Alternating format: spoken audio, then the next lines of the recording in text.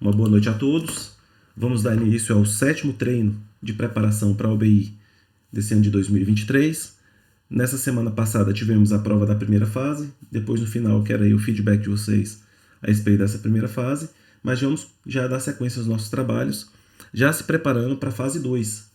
E para isso vamos usar a mesma estratégia de resolver os problemas das edições anteriores da OBI, com um diferencial de abordagem que agora eu vou focar um pouco mais nos problemas mais sofisticados e deixar os problemas um pouco mais simples para que vocês façam sozinhos, para que a gente aproveite melhor essa nossa hora de encontro semanal para discutir técnicas que vocês devem ir se familiarizando para que vocês consigam avançar para a fase 3 e, consequentemente, também ter um bom desempenho na fase 3. Agora tivemos a chegada do Lurian. Seja bem-vindo, Lurian. Uma boa noite. Então, a gente pegando em ordem crescente aí, desde a primeira edição em nível sênior, que foi 2014. Esse problema da fase 2 de 2014 a gente já fez, porque quando a gente começou os estudos lá da fase 1, eu fiz o ano de 2014 na íntegra, inclusive esse problema do voo. Então a gente vai começar hoje com os problemas da fase 2 de 2015. E vocês vão perceber que nesse ano de 2015, assim como no ano de 14, que a gente acabou de ver, só tivemos 2 fases em nível sênior. Então tivemos 3 problemas, e todos esses 3 problemas envolvem alguma técnica que é um pouco mais sofisticada. Então, o conhecimento básico de API e mesmo o conhecimento inicial de estruturas de dados não é o suficiente para resolver esses 3 problemas. Então, eu vou focar em 2 deles, não vai dar tempo de fazer todos os 3, mas esses 2 vão trazer técnicas que são, de certa forma, inéditas, pelo menos aqui no nosso treino, né, que a gente não discutiu elas antes. E o problema da usina, que é o que eu vou deixar sem resolver aqui com vocês hoje, ela usa uma técnica que a gente já viu aqui pelo menos uma vez. Então, eu vou deixar aí para vocês explorarem o problema da usina posteriormente. Então, eu vou, em ordem de sofisticação da técnica, começar pelo do número napolitano. O que esse problema diz? Números napolitanos, assim como números romanos, são escritos como uma sequência de letras, cada uma com um valor numérico, que são somados para compor o valor do número representado. As letras utilizadas, tanto por números romanos como por números napolitanos, e seus respectivos valores são: o I vale 1, o V vale 5, X vale 10, L vale 50, C vale 100, D vale 500 e o M vale 1000. Dessa forma, MMXV representa 2015, tanto em números romanos como em números napolitanos. Também, de maneira similar a números romanos, em números napolitanos é possível colocar um símbolo P de valor menor antes de outro símbolo Q de valor maior para diminuir a contribuição do símbolo Q ao resultado final.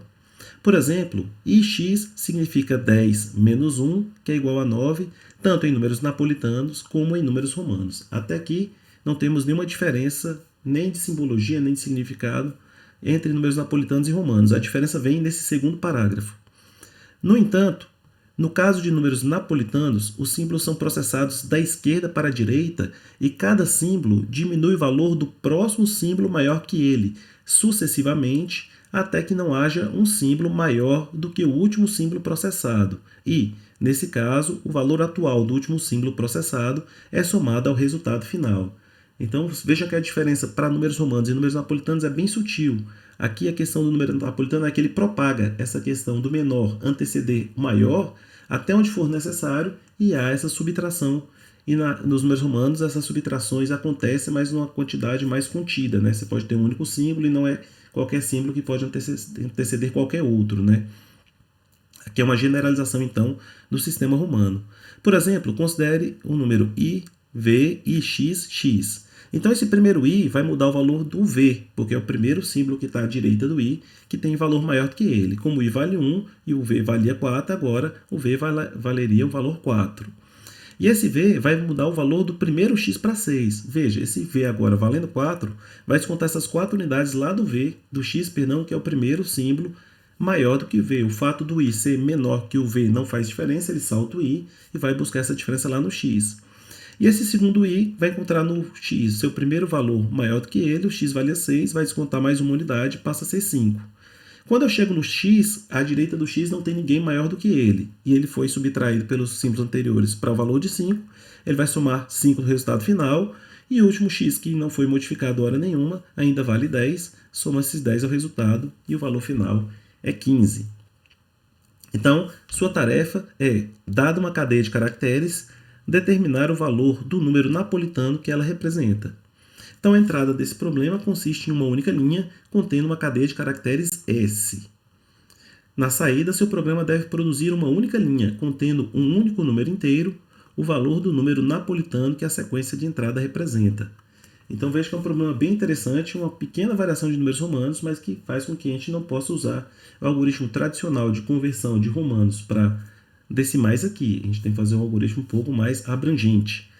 Como restrições, temos que a string S contém apenas os caracteres válidos, né, nessa base de números romanos e napolitanos, que é o I, o V, o X, L, C, D e M, e o comprimento dessa string S varia entre 1 e 10 elevado à sexta, 1 milhão de caracteres. Então, é uma entrada bastante extensa, que não permite algoritmos que não sejam de natureza linear ou logarítmica, né? É linearística, na verdade, não logarítmica, logarítmica também servia, mas linearística, né? N log N. Quadráticos já não passariam com 10 à sexta.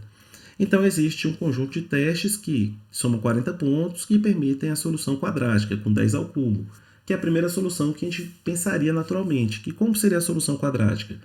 Eu tenho que fazer um laço duplo.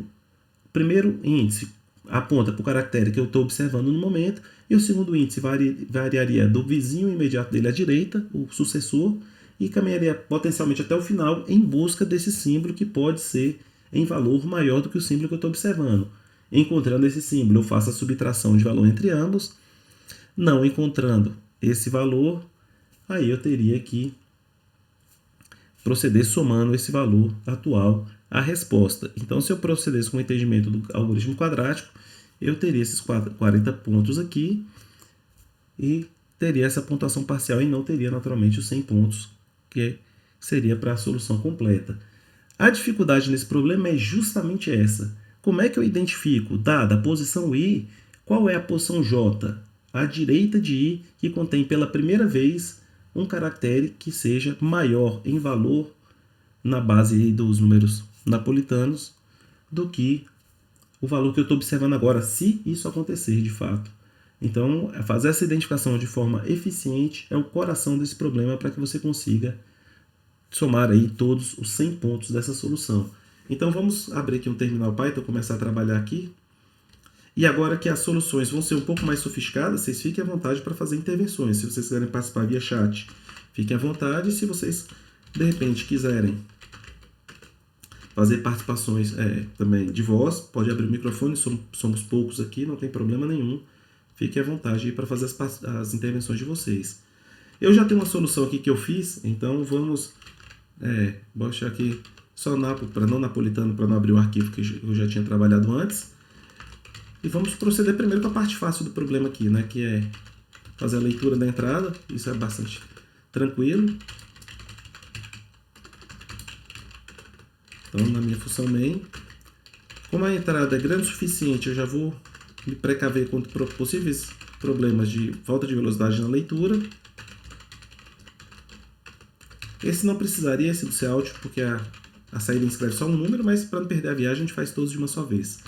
Então, a entrada, uma string S, que eu vou ler aqui, e a saída do problema é a resolução que eu vou propor para cada string S.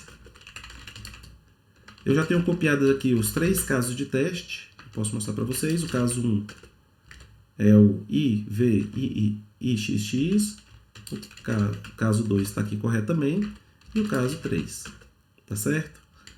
Então, o que a gente vai fazer agora é a função de solução, que recebe essa string S e retorna o valor que corresponde à resposta.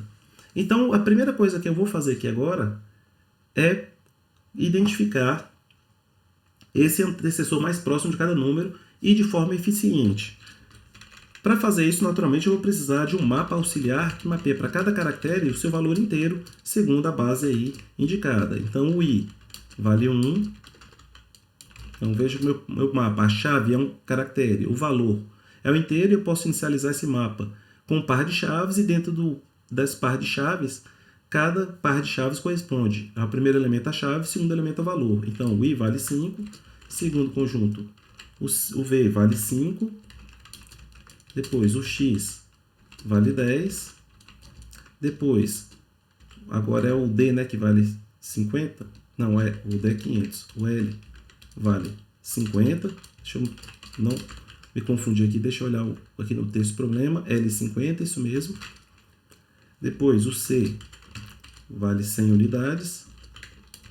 Depois o D, 500. E por fim o M valendo 1000. Então isso aqui é um mapa que me permite rapidamente, dado o caractere, identificar qual é. Eu vou chamar aqui os mapas de valor D, value of. Então está aqui os valores do meu mapa. Meu mapa abre e fecha aqui, que estão os pares de valores possíveis. Vamos agora para a minha função de solução. A primeira coisa que eu vou fazer é criar um vetor de inteiros. Primeiro pegar o tamanho de S, que eu vou precisar desse valor para outra coisa. E a primeira vez que eu vou precisar dele é justo aqui, que são os valores X, que eu vou fazer a conversão de caractere para valor decimal, tá certo? Então, eu vou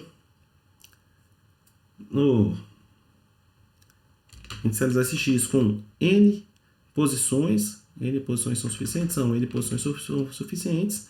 Esses valores eu vou preencher eles agora. Então, int i vai de 0 até N. Para cada caractere SI, o valor numérico na posição I será o valor de SI. Tá certo? E vou deixar uma impressão aqui, logo na linha de baixo, para a gente ver o que está acontecendo. E só como placeholder aqui, vamos botar a resposta como 0. Um valor inteiro aqui só para fechar tudo. Vamos compilar o arquivo napo.cpp. E vamos executar aqui com a entrada número 1 para a gente acompanhar o que está acontecendo. Demora um pouquinho para compilar.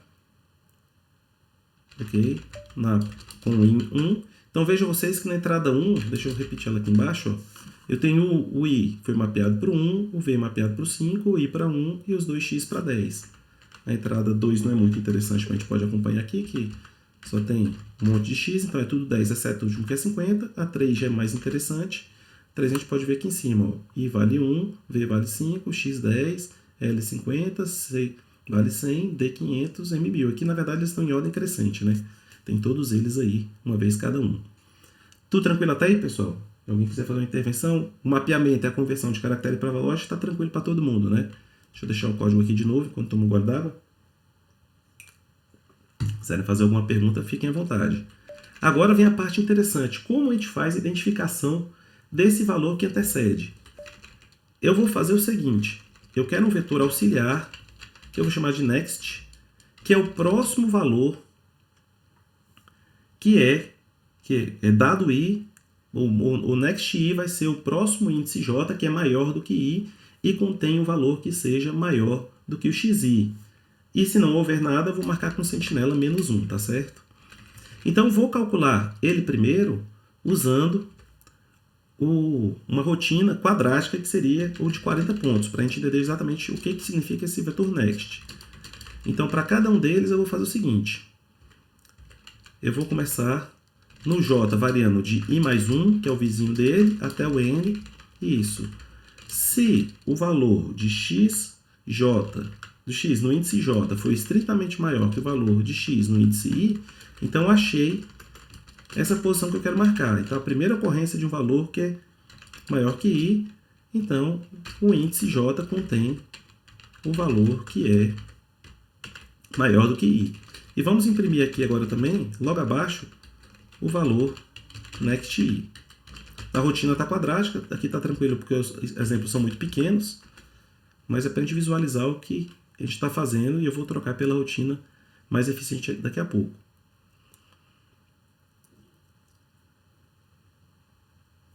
Então, vamos aqui para Napolitano 1. Vejam vocês aqui, ó.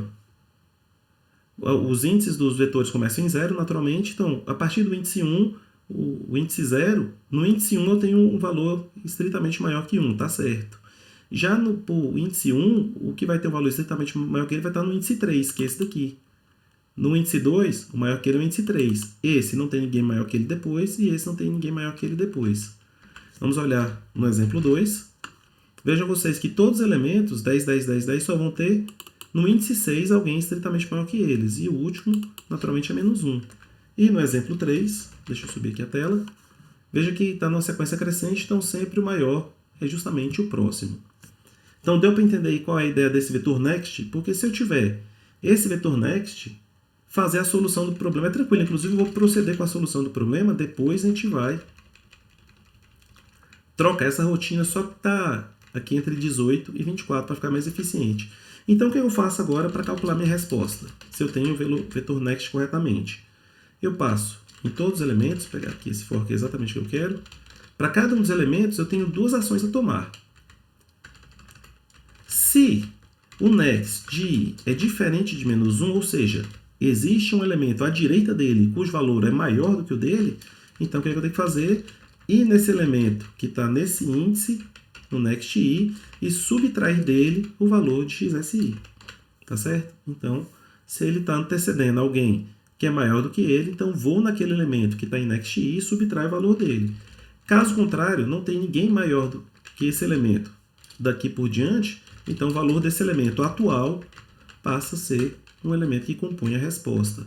Aí eu posso retornar a resposta aqui, que vai dar a resposta direta. Então veja que a dificuldade desse exercício, no fim das contas, é calcular de forma eficiente esse vetor next. Com a forma quadrática que eu fiz, a gente ganhou os 40 pontos. Vocês vão ver aqui ó, que a entrada 1 dá 15, a 2 dá menos 10 e a 3 dá 556, exatamente 15, 10, 556 que está no caderno de problema. Infelizmente o site da UBI está fora, tentei mandar várias vezes aqui antes da nossa reunião até uns poucos minutos atrás, não consegui. Vou continuar ao longo da semana tentando, mas tenho bastante tranquilidade para afirmar que a solução está correta. Pelo menos essa aqui de 40 pontos não tem por que não estar, né? Então, o grande segredo para melhorar a solução de 40 pontos aqui agora é trocar. Deixa aqui, vai que eu preciso ainda. Acho que não preciso ainda, mas vai que eu cometo algum erro lá. Te resgata isso aqui a título de impressão. E vamos lá agora modificar essa rotina. Parece até impossível, nós falamos, mas é impossível eu conseguir saber quem é o próximo à minha direita, que é estritamente maior do que eu, em uma complexidade que seja inferior à quadrática. E de fato dá para fazer isso em complexidade linear. E é um tanto surpreendente que a primeira vez que a gente vê esse algoritmo, a gente não consegue conceber que... Eu vou até fazer o seguinte, deixa eu pegar essa impressão aqui do next aqui e vou fazer o seguinte. Eu vou computar o next duas vezes e vocês vão ver a segunda solução. Então a segunda solução que eu vou fazer, que é linear, o que a gente vai fazer? A gente vai processar esse vetor em ordem contrária, da direita para a esquerda. Eu não vou processar o elemento n-1 porque não tem necessidade, porque o último sempre vai ser menos 1. Então não tem necessidade de eu mexer na n-ésima menos 1 posição. Então eu vou pegar a posição n-2 e seguir diante de forma decrescente. Aqui o que vai acontecer? Esse algoritmo que eu vou mostrar para vocês que ele é baseado no seguinte fato. Eu vou assumir que o elemento que é estritamente maior do que eu é logo o meu vizinho à direita. Se isso acontecer, é ótimo. Se o xsi mais 1, que é o meu vizinho à direita, for estritamente maior que xsi, então é a situação perfeita. O que eu preciso anotar é meu vizinho à direita.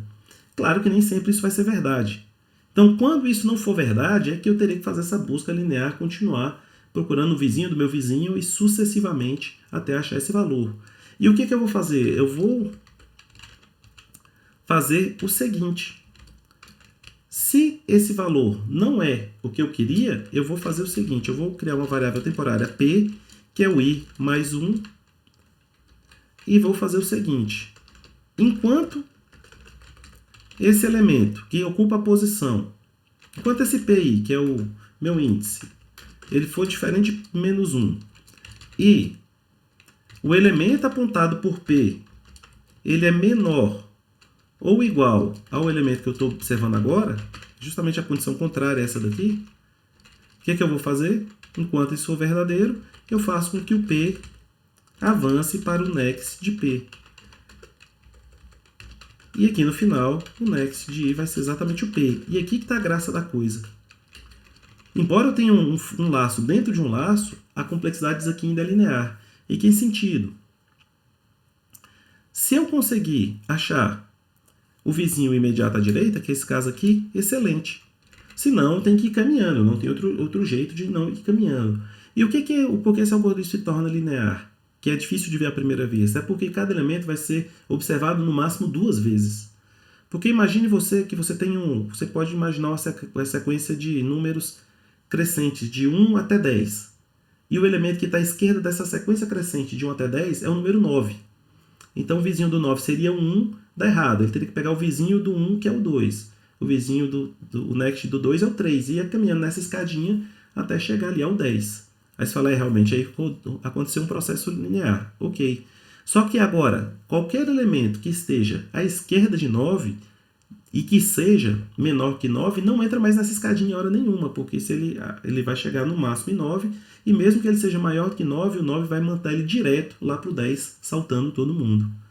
Então você pode vir a caminhar um a um, uma sequência longa de elementos, mas se você fizer isso, você vai fazer isso uma vez só.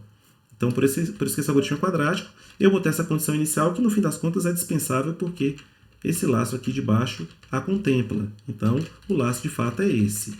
Eu assumo que o meu next é o P, que é o meu vizinho imediato, e olha, meu vizinho imediato não é o quem eu queria, então eu passo para o elemento que é maior, o primeiro elemento que é estritamente maior que o meu vizinho, e é ele que eu vou consultar. E assim eu vou indo até chegar no P válido ou no P igual a menos 1, que está lá marcado no elemento N-1. Então vocês vão ver que essa sequência calculada por esse segundo for é exatamente igual à sequência calculada pelo primeiro for. Com a diferença que não o primeiro for, né? O primeiro par de for, né? A primeira solução quadrática e a segunda agora que eu acabei de implementar, linear. Então vamos olhar aqui. Opa, apertei o botão errado. Queria esse aqui. Então, tem alguma coisa que deu muito errado. Deu tudo menos 1 aqui. Será que eu escrevi a condição errada? P igual a menos 1.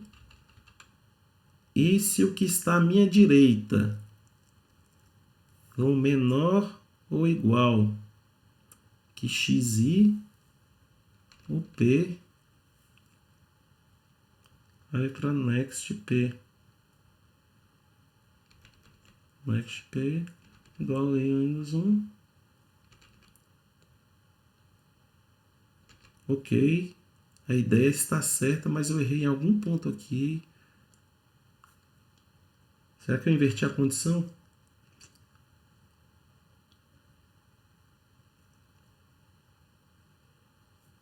Que estranho, era para dar a mesma coisa e não deu, né? O segundo, impressão do laço, deu menos 1. Onde é que está o meu erro? Engraçado, eu codifiquei isso agora há pouco, né? E você vê qual é a memória de passarinho, mas deve ser a condição aqui que eu devo estar fazendo ela invertida. O que está a seguir, eu quero primeiro que seja maior ou igual. Não é? Aqui na NextP. É o valor x de SP, né? Então o valor que está apontado nessa posição é estritamente menor. E eu atualizo. Calcular o vetor corretamente vai dar a resposta certa, né? Vamos compilar aqui de novo. É exatamente aí, está dando os mesmos valores, os mesmos vetores, com a diferença que essa de baixo agora é quadrática, essa de cima aqui é quadrática, e eu vou dispensar ela em favor dessa versão linear do cálculo do problema. Então, vou apagar todas as minhas informações aqui auxiliares, deixar só a versão definitiva do código que roda em complexidade linear e que te garantiria os 100 pontos. Então, o coração da coisa aqui é como, dado um vetor de números, como é que você acha o primeiro número que está à direita de um número que é estritamente maior do que ele em complexidade linear? Você vem de trás para frente, 1 e 3, então aí os valores corretos. Então, o que você faz? Vem de trás para frente, do penúltimo até o primeiro, e você supõe que o vizinho imediato dele seja esse valor ideal.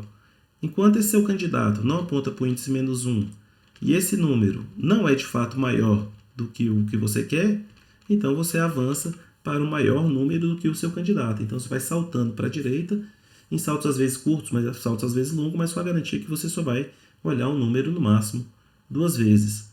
Quando você encerra esse laço, significa que você chegou em -1, significando que então para a direita não tem ninguém estritamente maior do que ele, ou você parou em algum P válido e esse P passa a preencher a posição next i, e com essa posição a gente ou decrementa o valor desse elemento que está à nossa direita, ou simplesmente repassa o valor atual de xi para a resposta. Certo, senhores? Deu mais ou menos na risca do que eu tinha calculado, 30 minutos para cada problema, então chegamos a 7h31, 19h31, fechando o primeiro dos dois problemas. Conseguiram acompanhar aí a ideia desse problema, que é a solução quadrática eu tenho certeza que vocês fariam para 40 pontos, e que agora com essa dica, que se vocês não conheciam ainda, vocês são capazes agora de totalizar aí os 100 pontos da questão. Tranquilo? Alguma colocação? Alguma dúvida? Deu para ir no ritmo tranquilo? Ficou muito rápido?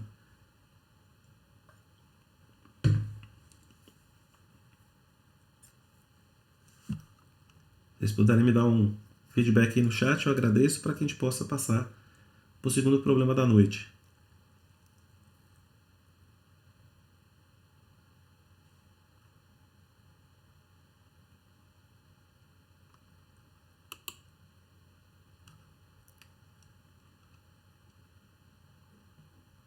O Rodrigo falou uma coisa aqui importante, né? Legal ver a ideia geral. Dificilmente a gente pega essas ideias mais sofisticadas numa primeira tentativa, né, Rodrigo? O que eu recomendo para você e para os seus colegas é que a gente pegue uma oportunidade de resolver esse problema primeiramente, né? Que a gente sabe que essa técnica é eficaz, e depois procure mais 1, 2 ou 3 problemas semelhantes que a gente possa aplicar essa mesma técnica para validar esse nosso entendimento. Eu usei essa técnica para elaborar um dos problemas, se eu não me engano, de uma das maratonas do Balloon passado. Eu vou procurar aqui e boto no nosso grupo para que vocês possam exercitar essa técnica aí dessa identificação, que é muito útil. Ela não cai tão frequentemente quanto a que eu vou mostrar a seguir, mas é uma técnica que vale a pena conhecer porque é um diferencial a seu favor, né? A vantagem é que ela não é tão complicada. O coração dela todo está nesse laço aqui, ó, que vai da linha 18 ao 28. Tá certo? Mas de qualquer maneira agradeço o feedback e vamos passar para o segundo problema da noite, que é o problema catador.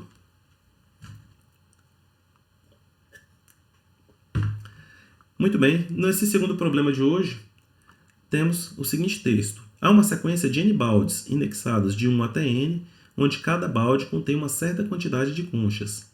Dado o índice de um balde, o catador de conchas vai realizar a seguinte operação: contar a quantidade C de conchas no balde I e, depois de retirar uma concha, se houver, de cada balde J, tal que a diferença entre os índices I e J em valor absoluto é menor ou igual que C. O catador vai realizar uma sequência de M operações.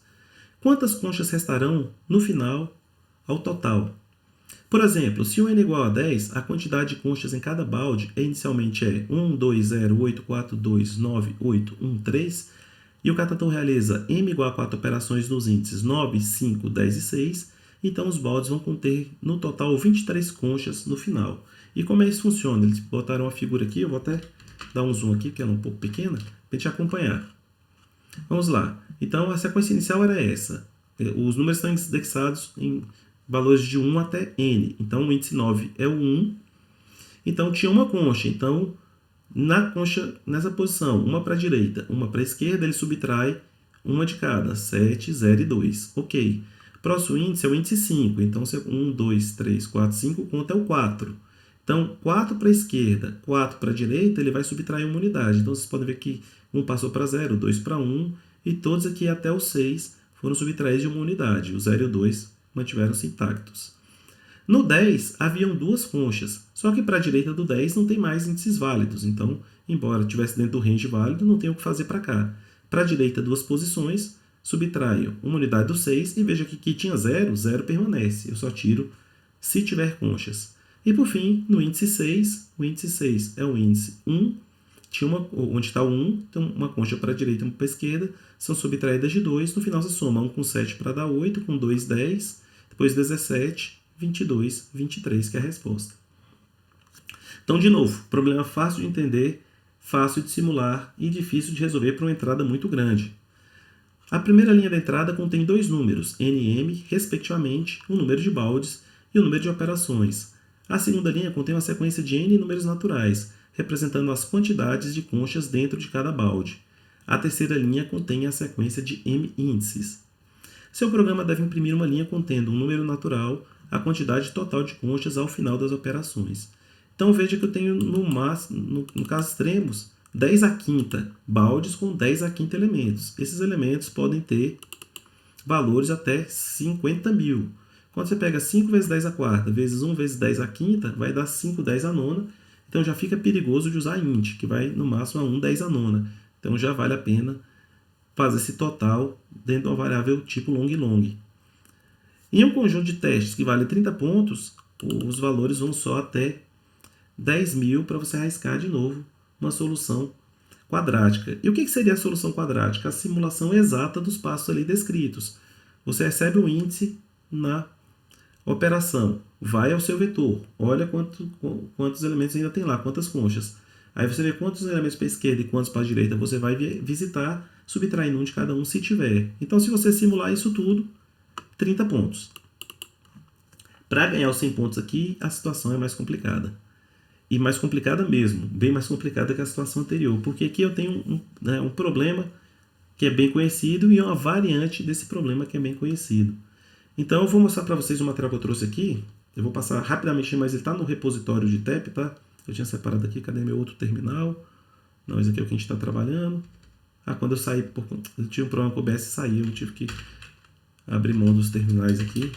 Deixa eu ir rapidinho aqui, TEP. Então, na pasta estrutura de dados de TEP, vocês vão achar esse material que eu vou mostrar para vocês, que eu vou mostrar rapidamente.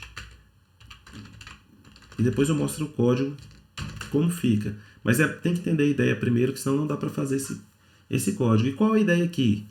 Eu tenho um problema muito conhecido, que é a motivação desse slide aqui, que é o problema do RSQ, Range Sum Query. E qual a ideia? Dado um vetor de números, você quer saber a soma dos elementos cujos índices estão no intervalo de I até J. Então, se eu tenho um vetor de 1 até 5, os índices de 2 a 4 tem os elementos 2, 3, 4, cuja soma é 9.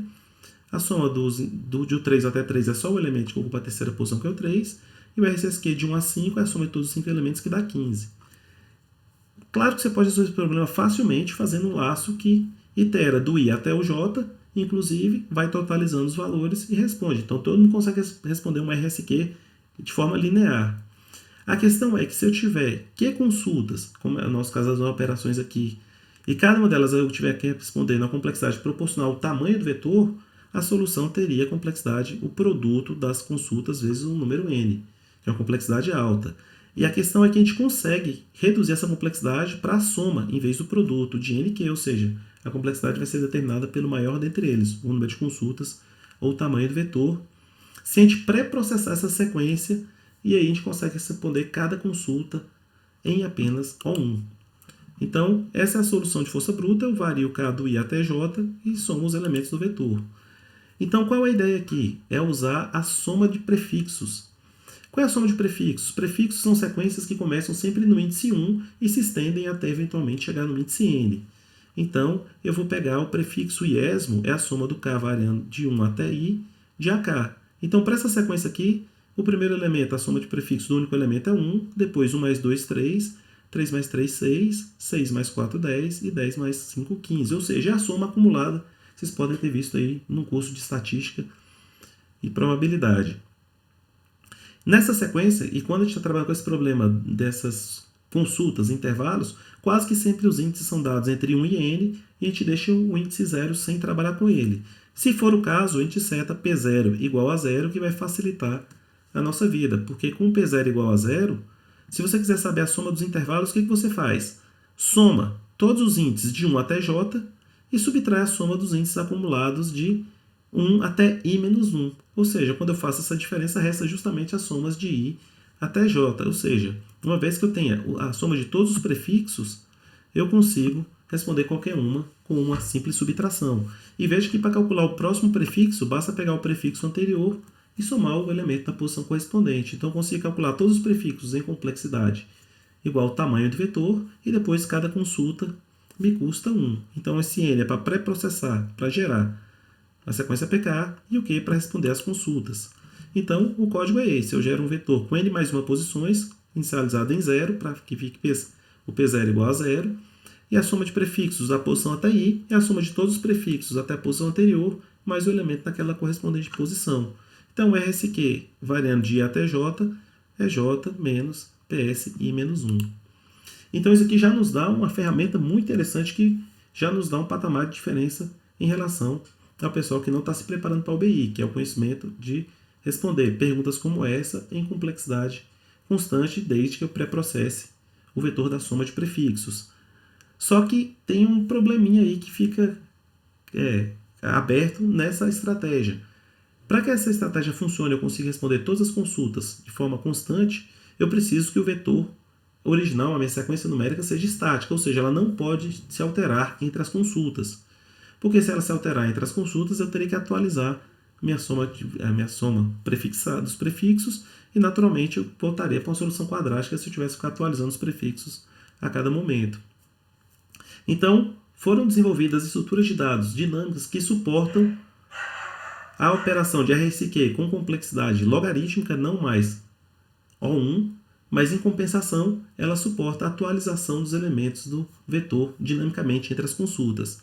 Existem duas delas, a árvore de segmentos, que eu não vou tratar hoje, e a árvore do professor Peter Fenwick, que é chamada a bit tree, e bit de árvore binária indexada. Então ele propôs essa árvore de 94, para a ciência da computação é relativamente pouco tempo, né? Vai fazer 30 anos agora, da árvore de Fenwick.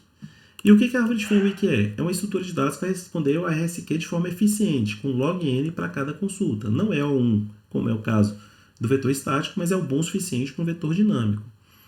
Então, o que o professor Fenwick pensou? De segmentar um intervalo IJ em vários intervalos disjuntos que, quando somados em termos de união, formariam IJ e a quantidade deles seria no máximo o logaritmo de n.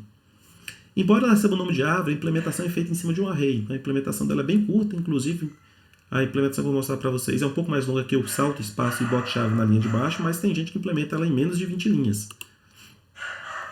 Então, qual é a ideia? Descarta-se o índice 0, ele fica ali de sentinela, descartado, e a gente tem uma função Pn, que é a maior potência de 2, que divide o inteiro positivo n. E a gente define os intervalos Ti através dessa expressão. O intervalo i vai até o índice i e regride i menos pi mais 1. Então, pega a maior potência de 2 que divide i, isso é o que regride essa posição. Então, vou ter intervalos ti que vão cobrir diferentes partes do segmento. Então, para esse vetor AK aqui, com esses elementos, os ti's teriam esses valores. Melhor a gente olhar aqui, na hora de a gente esmiuçar aquela fórmula, para ver que o T1, T2, T4, T8 e T16 são potências de 2, maior potência de 2 que divide o i é o próprio i, então essa diferença dá 0, volta para o 1. Então é o intervalo todo do 1 até o i, por isso que eles cobrem tudo. No caso de um número ímpar, como é o caso do 3, do 5, do 7, do 9, do 11, do 15, do 13 e do 15, a maior potência de 2 que divide o ímpar é 1. 2 elevado a 0, que é 1. Então, 1 menos 1 dá 0 e o intervalo vai de i até i, por isso que eles têm aquela característica. E pegar só um diferente aqui, que é o 6, maior potência de 6 que divide o 6 é 2. Então, o 6 fica aqui, aí fica 6 menos 2, que é 4, mais 1, 5. Por isso que o 6 abrange os índices 5 e 6. Então, essa é a construção interna da árvore de Fenwick. Os nós, entre aspas, são os valores dos t's e cada t abrange aí um determinado intervalo de índices dentre os valores possíveis. Então, eu posso declarar como construtor da minha árvore de Fenwick um vetor e um tamanho n, e veja que eu aloco uma posição a mais justamente por causa do 0 que a gente descarta.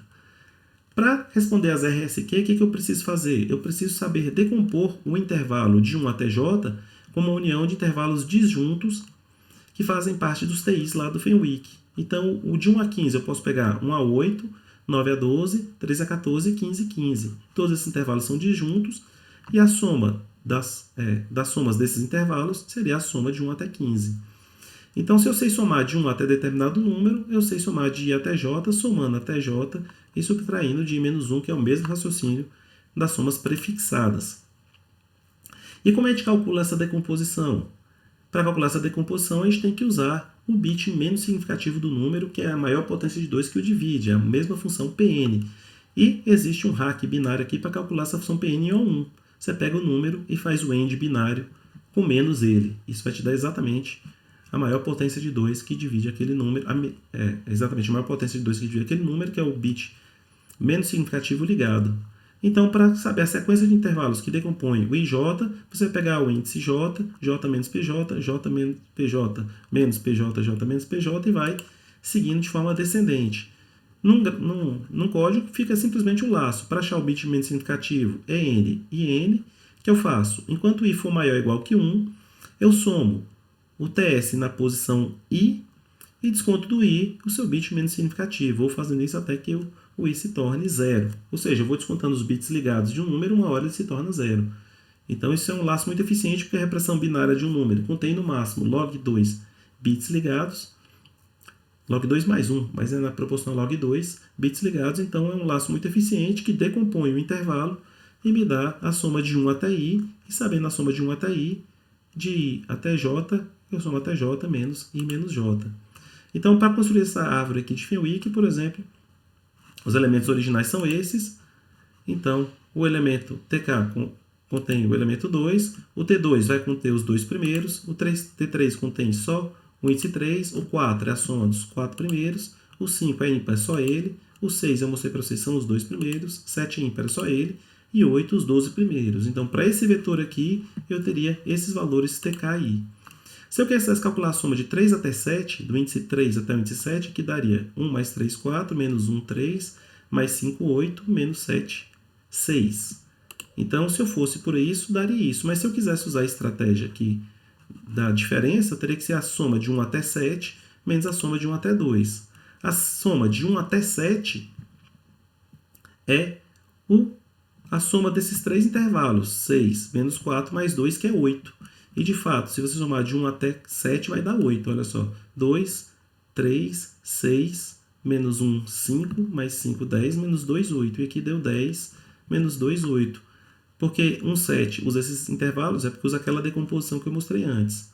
Então, de 8 eu subtraio de 1, 2. 1, 2, a gente sabe que é o T2, que dá 2. Então, 8 menos 2, 6, que é exatamente o que a gente queria.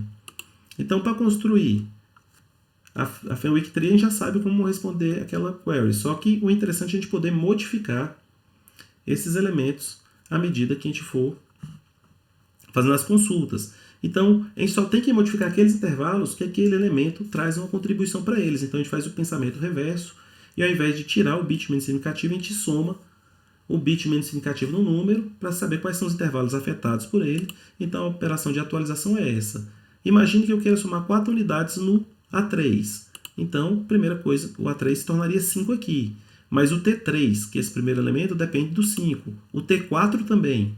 Então, o T4 teria que ser atualizado e também o T8. Então, esses três teriam que ser atualizados em 5 unidades. Então, o índice I não precisa ser atualizado, porque ele é sentinela.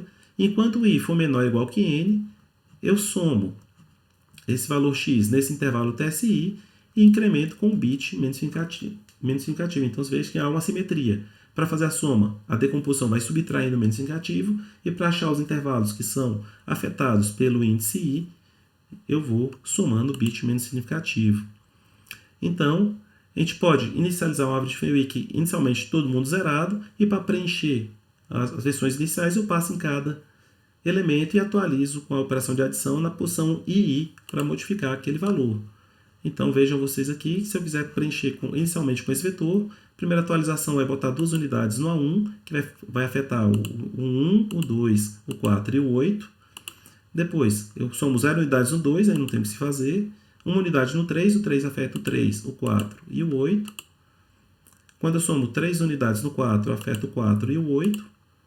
Menos 1 unidade no 5, afeta o menos 5, o 6 e o 8. O 6, se eu somar 5 unidades, afeta o 6 e o 8. O 7 afeta o 7 e o 8. E o 8 afeta só a si mesmo. Então, esses seriam os valores dos T's para esse vetor inicial. Tá certo? Então, isso nos permite construir uma árvore de Fenwick. Só que esse problema não basta ter uma árvore de Fenwick. Eu tenho que trabalhar com uma variante da árvore de Fenwick. Porque o problema lá, em questão dos catadores, não é somar um elemento no vetor e consultar as somas. É um processo contrário.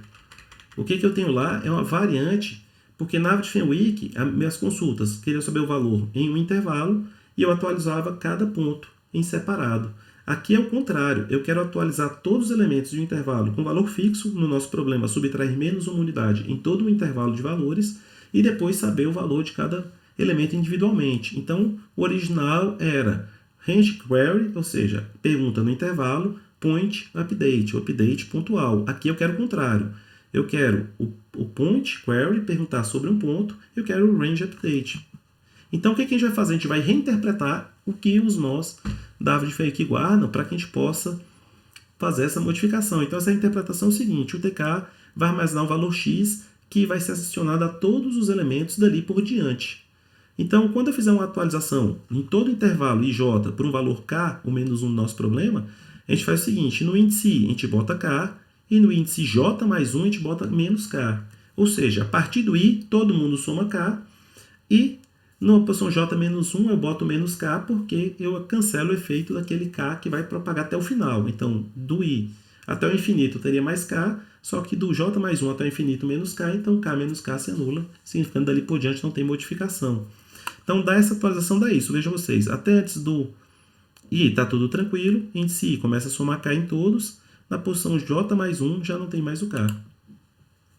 Então, para determinar o valor de um elemento pontual, é só fazer a RSQ do 1 até esse ponto.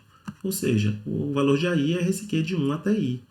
Então, veja que é a mesma árvore de Fenwick, só que reinterpretada. Eu gosto de implementar essas funções com esse nome justamente para não fazer bagunça, mas você pode usar aquela mesma árvore que a gente tinha antes se você usar esses resultados aqui.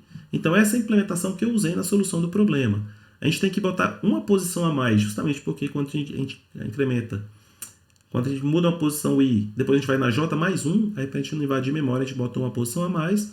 O valor na posição i vai ser o RSQ de i, e quando eu for adicionar um valor x em todo o intervalo de i até j, eu adiciono no índice i x e no índice j mais 1 o simétrico de x, menos x. O resto da árvore é idêntica, a implementação, tá certa? Então, voltando aqui em definitivo, para mostrar para vocês. Cadê o terminal que eu estava usando com vocês? Não é esse.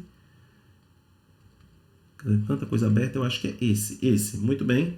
Então, para mostrar para vocês, o código que eu escrevi é o código catador.cpp. Então, o que temos aqui? A árvore de Fenwick, que eu acabei de mostrar para vocês no slide, exatamente igual. Então, como é que fica a lógica do problema? Eu deixei até uns prints para vocês depois olharem. Leio o n e o m. Vou ler os elementos no vetor x e as perguntas, as consultas, as operações do vetor QS. Veja que eu leio o vetor de x com uma posição a mais porque eu vou ler dos índices de 1 até n, inclusive. E as consultas não precisam ter essa restrição. Então, minha função de solução recebe o n, os x e os qs. E o que eu faço? Declaro minha árvore de Fenwick cabendo até n elementos e de 1 até n eu adiciono no intervalo i o valor xsi, ou seja, é a inicialização da árvore, né? Então, eu faço aqui, quando a gente pode fazer a atualização no intervalo todo, a gente pode fazer uma atualização pontual, fazendo o intervalo ter os dois extremos iguais. Aí, se você quiser conferir, eu conferi aqui, bateu direitinho para saber se minha árvore estava bem implementada. E agora, para cada consulta, eu olho o valor C que está na posição Q. Então, o valor na posição Q agora tem que usar esse método aqui, o value@. Se esse valor for menor ou igual que zero, vocês vão ver que ele pode ficar negativo, já vou explicar por quê, eu não faço nada. Sendo ele positivo, eu vou ter um intervalo que vai recuar até C posições para a esquerda, lembrando que eu não posso baixar da posição 1, que é a menor à esquerda, por exemplo que eu usei o max aqui, e não posso extrapolar n à direita, então menor entre n e Q mais C. Em todas essas posições eu quero adicionar o valor menos 1. Então, eu deixei aqui para vocês verem o estado da árvore Fenwick após cada operação. E no final, o que eu faço? Olho o elemento que está na 10ª posição. Se ele for negativo, aí eu não atualizo a minha resposta, porque a árvore de Fenwick, ao contrário do problema aqui, quando ela vê um zero que está no intervalo, que você está decrementando 1, ele vai decrementar o menos 1, então aquela posição vai eventualmente ficar negativa. O que eu faço é aqui agora, na hora certa de compor a resposta, simplesmente ignorar. Por isso que eu não posso simplesmente retornar uma soma aqui até n, eu poderia pegar uma soma do intervalo de 1 até n, mas daria errado, porque somaria os negativos. Então, eu vou um a um consultando os elementos, e os positivos compõem a minha resposta. E aqui vocês podem ver, eu já tenho ele compilado o catador, deixa eu só copiar a entrada aqui do site da UBI, que é a entrada do problema padrão. É uma pena que o site não esteja no ar para a gente poder fazer a submissão logo, Então, a entrada in aqui, eu vou colocar isso, e catador.in dá 23. Então, com aqueles prints aqui, ó, se vocês quiserem acompanhar as operações, e vejam vocês aqui, ó, o -1 aparecendo aqui, o -2 aparecendo, e eu tenho que desconsiderar, se vocês olharem no texto problema, no lugar dos negativos havia zeros. Então, esse código do catador.cpp e de napolitano.cpp eu vou colocar no nosso repositório. Vocês lembram que eu tenho um repositório com as soluções da OBI, já tem algumas soluções que a gente já fez ao longo dos nossos treinamentos. Vou inserir a do catador e do napolitano e deixar vocês pensarem um pouco no problema da usina, que usa uma técnica que a gente já comentou aqui. A ideia é que na semana que vem a gente comente os problemas da fase 2 do ano de 2016. Então, se vocês puderem já fazer uma leitura prévia desses textos, tentar resolver algumas delas, é bem positivo aí. E fica a dica de estudar duas coisas. O algoritmo de determinar o primeiro índice que contém um elemento estritamente maior ou estritamente menor do que o elemento atual em complexidade constante vai estar lá fazendo parte da solução do problema do número napolitano. E também estudar a árvore do professor Peter Fenwick, que são 2 slides no repositório de TEP, que o primeiro que eu tinha aberto, que versa sobre a definição da árvore de Fenwick, como ela foi definida, aquelas operações todas. E o segundo slide são as aplicações. Eu mostrei uma de algumas aplicações da árvore de Fenwick. Se vocês tiverem interesse em olhar lá as outras, está no slide, está no repositório. E importante, pessoal, você não precisa entender toda a matemática da árvore de Fenwick agora. O que você precisa saber de imediato, mesmo que você não tenha acompanhado todo o raciocínio, é que existe uma estrutura de dados que é capaz de resolver o problema do RSQ, a soma de todos os valores de um intervalo dado, com complexidade logarítmica em relação ao tamanho do vetor, e que você pode fazer modificações nesse vetor entre as diferentes consultas. Se não há modificação do vetor entre as consultas, aí você pode usar a soma de prefixos, outra técnica excelente que também está lá. E essa história de somar um número numa posição e o negativo desse número na posição posterior que você quer para representar a soma em um intervalo é chamado delta encoding. E também, se não houverem modificações no vetor entre as consultas, você também pode fazer no array estático sem necessidade da árvore de Fenwick. Esse problema aqui da OBI é bem inteligente no sentido que ele usava o valor atual da célula para determinar o intervalo a ser modificado, que impediria as soluções usando delta encoding e soma de prefixos, ao invés de ter que recorrer, como recorremos aqui, à árvore de Fenwick ou uma árvore de segmentos. Certo, senhores? Falei que a coisa ia pesar um pouco, talvez um pouco até mais pesado do que vocês vão encontrar na fase 2, porque, como eu falei para vocês, 2015 não tivemos fase 3, então mostra que é um caderno um pouco mais difícil, e nos anos anteriores a gente já tem observado que a prova estava com uma distribuição um pouco mais pesada, ela foi ficando um pouco mais equilibrada nos anos mais recentes, mas eu acho que são técnicas que vale a pena vocês conhecerem, que pode ser um grande diferencial aí para vocês em relação aos outros competidores. Pouca gente sai de uma graduação conhecendo essas 3 técnicas. E dentre essas pouquíssimas, que serão vocês agora, as conhecem já no primeiro e no segundo semestre. Então vocês levam uma vantagem competitiva imensa em relação aos seus competidores, não só da OBI, mas futuros competidores aí da maratona de programação também, tá? Então vale a pena pegar aí um tempinho, entender mais a fundo essas técnicas. Naturalmente, se tiverem dúvidas aí, vocês podem me perguntar aqui no grupo, lá nos grupos do Telegram que a gente usa para solucionar dúvidas. E também, como eu falei no primeiro caso aqui, também vale procurar exercícios semelhantes que usam a mesma técnica para vocês sedimentarem essa ideia aí, para poder amadurecer essa ideia no cérebro de vocês. Eu tenho certeza que vocês vão se beneficiar disso, se não já nas próximas fases dessa OBI, em competições futuras que vocês vão participar, tá certo?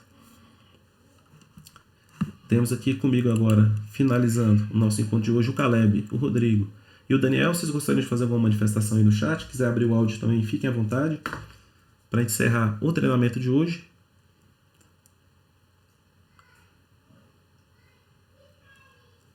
Se vocês quiserem abrir o microfone à vontade, se quiserem participar pelo chat também, igualmente bem-vinda a participação. Reforçando que eu vou discutir com vocês problemas da fase 2 de 2016 na próxima segunda. E podemos também na próxima segunda comentar aí as soluções da fase 1 desse ano, se vocês assim quiserem, que o pessoal da OBI vai liberar o caderno oficialmente no dia 7 agora de junho, quarta-feira. Então, a partir da divulgação oficial do caderno, a gente já pode comentá-lo. Aí, se vocês tiverem interesse de comentar uma ou todas as questões, ou alguma delas, da fase 1 desse ano, vocês me avisem que a gente pode fazer um treino específico no caderno desse ano, tá certo? Perguntas, meus jovens? Alguma colocação? Alguma dificuldade? Deu pelo menos para pegar em linhas gerais aí o que está acontecendo? Eu que agradeço a participação, Rodrigo. Vocês são sempre muito bem-vindos. Espero que vocês estejam tirando algum proveito, né, desse nosso treinamento.